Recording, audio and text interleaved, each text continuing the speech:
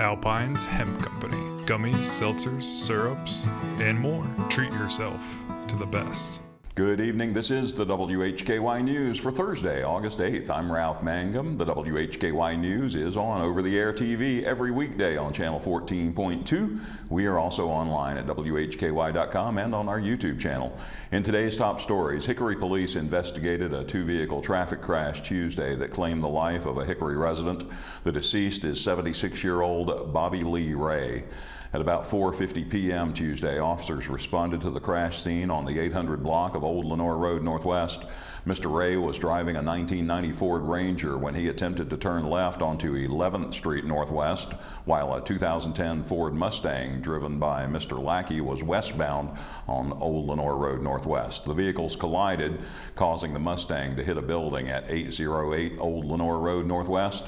Mr. Lackey was transported by Catawba County EMS to Fry Regional Medical Center.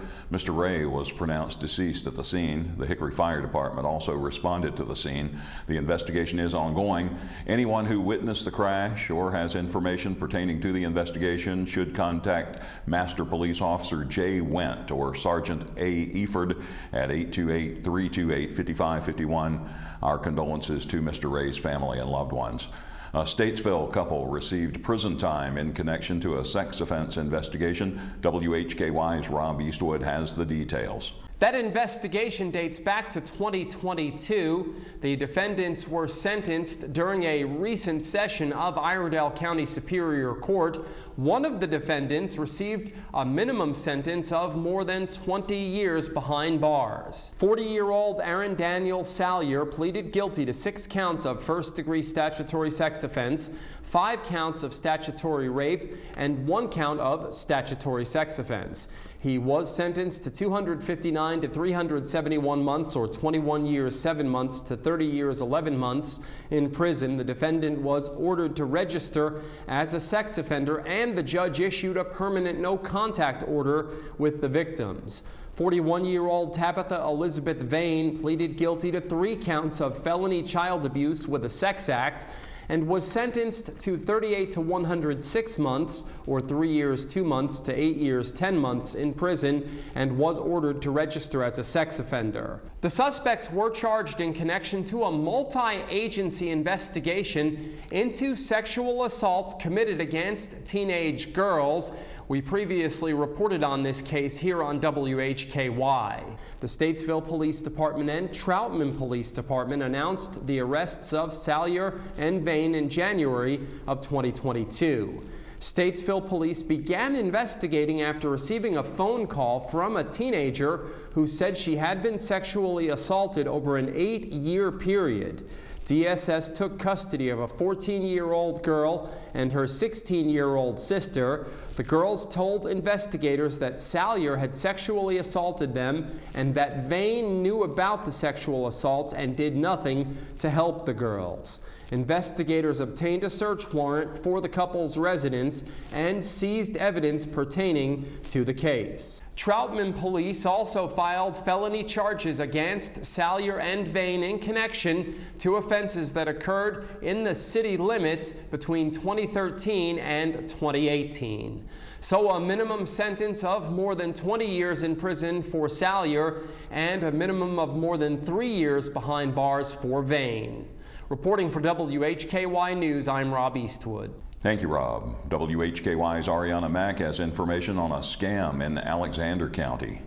The Alexander County Sheriff's Office has been notified that there is a scammer that is using their office phone number 828-632-1111. The caller is stating that the person has missed a court date and a warrant has been issued for their arrest. The caller is demanding that money needs to be paid immediately.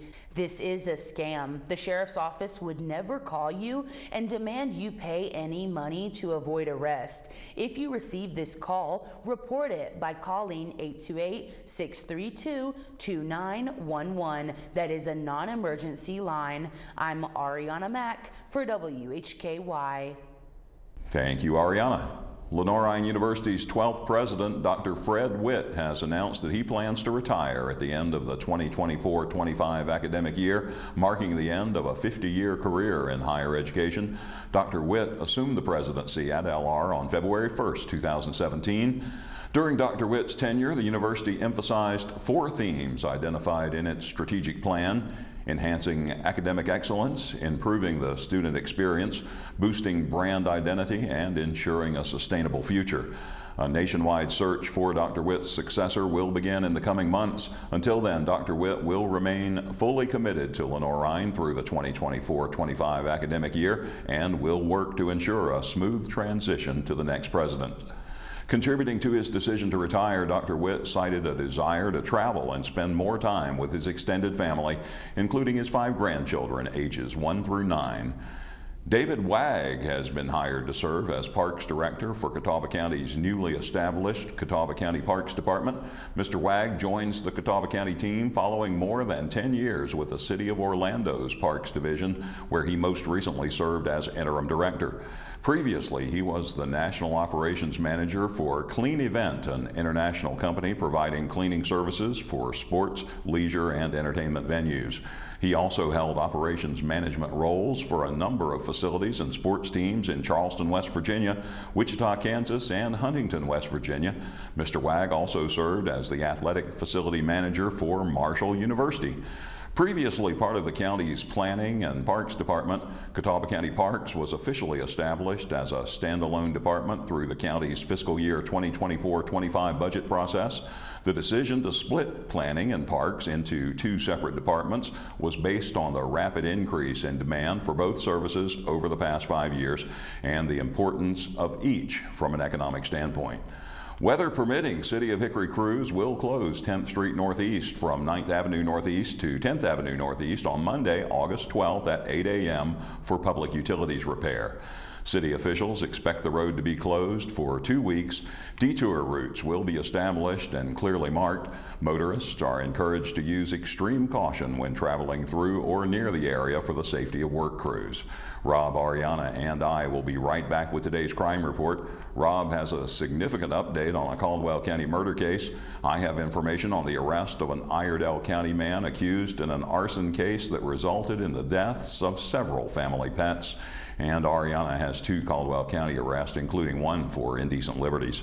In local sports, academic recognition for LR athletics, preseason accolades for an App State running back, and the latest from the Crawdads. In community focus, Arianna will tell you all about the Newton Summer Olympics, and Rob has news regarding I-77 in Iredell County. Rain, and more rain today with a high only in the mid-70s.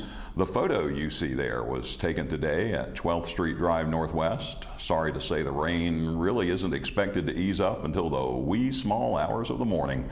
After that, it'll be all better with some sunshine tomorrow and a high around 90. About the same on Saturday, and then we'll be back in the mid-80s on Sunday under mostly sunny skies.